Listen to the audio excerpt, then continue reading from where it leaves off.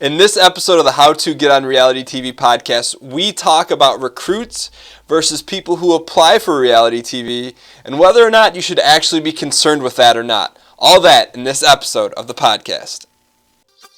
Welcome to the How to Get on Reality TV podcast with Dan Giesling, where I answer your reality TV casting questions once a week.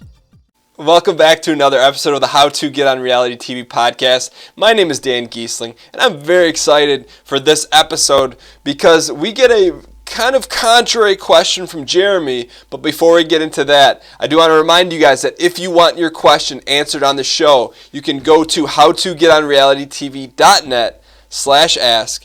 And you can answer the question. You can record your voicemail either on your web browser, or there's even an app for your smartphone that you can record right from your phone. So if you don't want to go on your computer or laptop, set up the microphone, you can do it right from your phone by going to howtogetonrealitytv.net/ask. And before we jump into Jeremy's question, I also want to address something.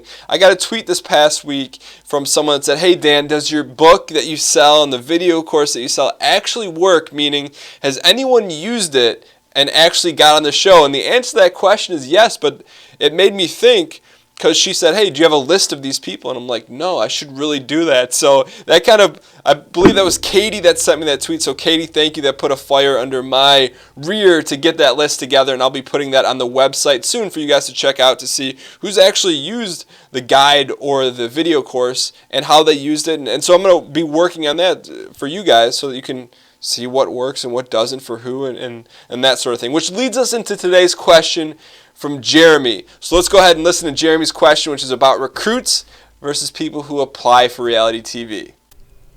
Hey Dan, my name is Jeremy, and I have a few questions for you in regards to one specific topic.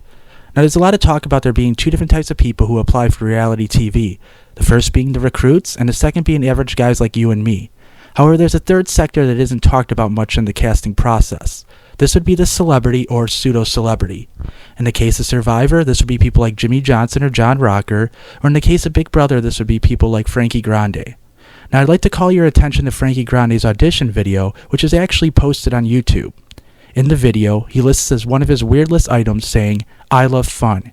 He also says that he doesn't know what to say to the casting directors and does not have a solid close. I'd like for you to talk for a minute about how the process is different for these individuals compared to, say, people like you and me, as well as how somebody can post an audition video that might go against the grain of your how to get on reality TV process, but still have a successful audition video. Now, being someone who's been trying to get into the entertainment industry for about half of his life, I was wondering if there's a way that I can use this to my advantage without making it look like I'm looking for fame or fortune. Now, is opportunity by any chance a Y factor? Or is there some other approach that I can take in order to make this work for me and still be honest about who it is that I am and what I'm looking to accomplish? Thanks. Love the podcast. All right, so Jeremy threw a curveball at us with this question because in the past I've broken down how people apply to reality TV, or people on reality TV, they're either recruited, like a model or someone really good looking or an athlete, what have you, or people like, I'm guessing you or I, kind of the tryhards and normal people that actually create a video, send an application, go through the process, versus someone that was like hand-plucked from a magazine or because they knew someone, so on and so forth. Well, Jeremy kind of throws in a curveball. He's like, well, what about celebrities? Someone like Jimmy Johnson, the football coach who's on Survivor. And I put those people, I don't have a separate celebrity category. I put them in recruits, but for the sake of argument, let's talk about why these celebrities, quote unquote, depending on who you're talking about, actually get put into this show. So the first thing is, when you have someone with some celebrity and you put them on a reality show, immediately you know they're going to add value to the show. Why?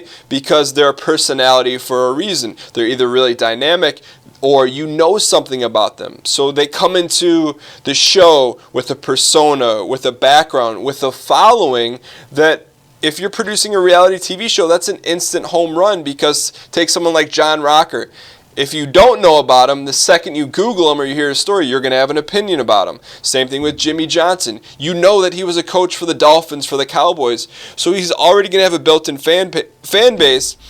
And in addition to that, there's also an instant storyline. So we're with a tryhard or a normal person on a reality TV show, you've got to build them up. You've got to build them up pre-casting. You've got to edit their story throughout the show, and then you kind of understand who they are, where these people come in the show, these celebrities, quote unquote, and you already know about them. So they go in with the inherent advantage if you're producing a show. Now here's the thing. You shouldn't be worried about that, because unless you're a celebrity, unless you have a following, unless you have a personality, and you have a name out there, and I use that all in quotations, but that's not gonna, if you don't have that, you shouldn't be concerned with that. What you should be concerned with is creating your story. And I know that Jeremy gets into detail and said, hey, you watched someone's video, one of these celebrities, and they didn't have a good close. And so are there other ways to get on reality TV besides how you teach people? And the answer is yes, of course.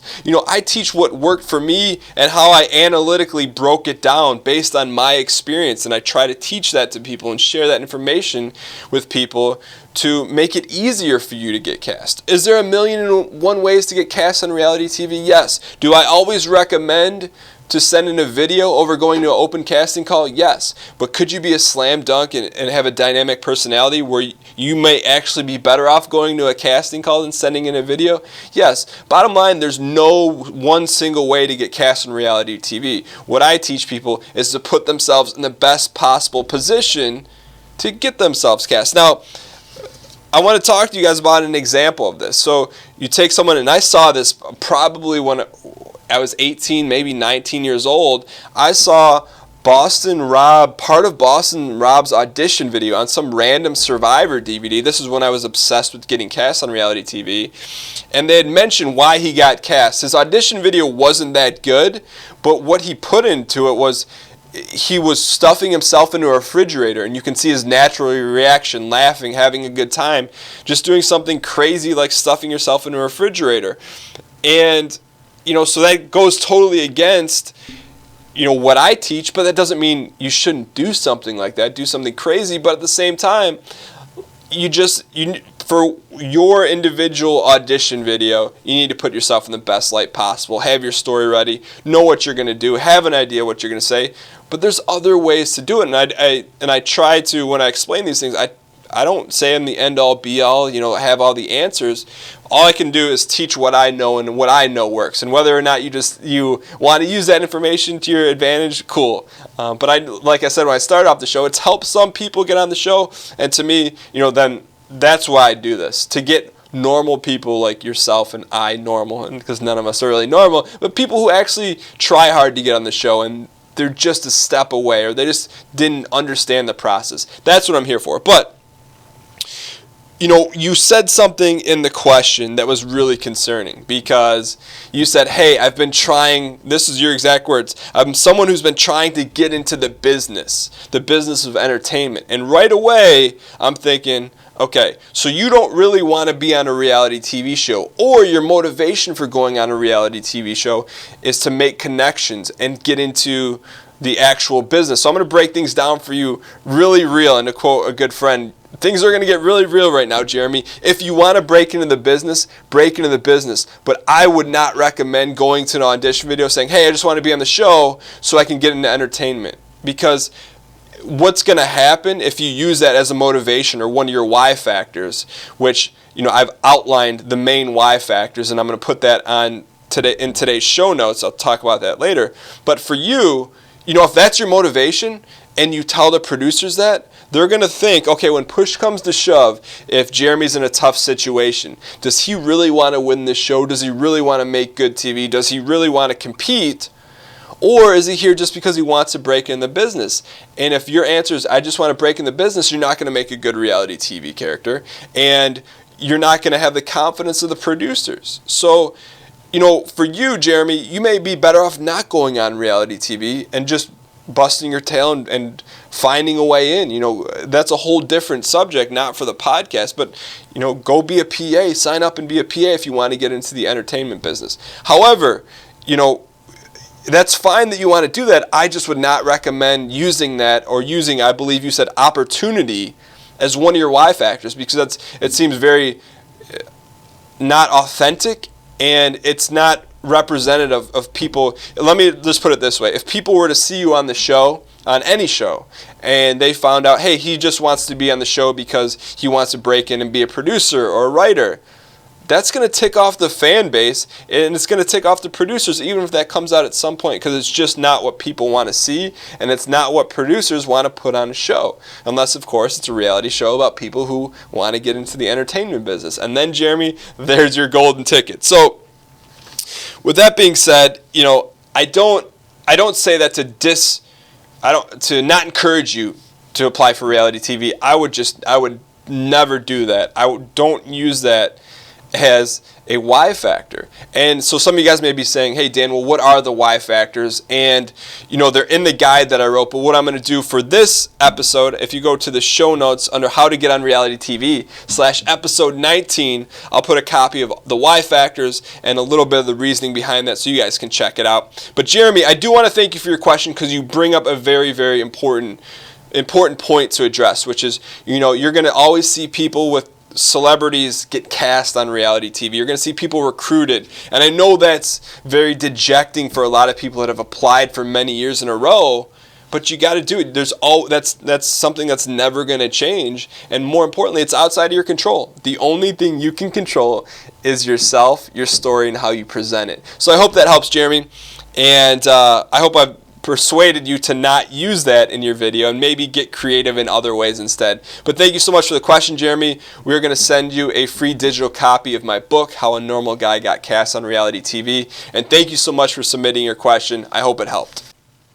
All right, so this concludes another episode of the How to Get on Reality TV podcast. I love that question because it's a little contrarian and it pushes a little bit, and I love that. And especially when people ask questions and submit voicemails to the show and they ask specifically about their scenario, I feel like that is another way to help you guys out even more than just generally broad questions. So Jeremy, thank you for getting very specific with that. If you guys want to submit your question, don't forget to go to howtogetonrealitytv.net/ask, because you guys are the show. You guys ask the questions. I just sit here and answer them to the best of my ability. If you guys want to see anything we've talked about in today's episode, make sure to go to howtogetonrealitytv.net/episode 19 if you want to learn more about those why factors. And I will see you guys next week, or talk to you guys next week on the podcast. I'll see you.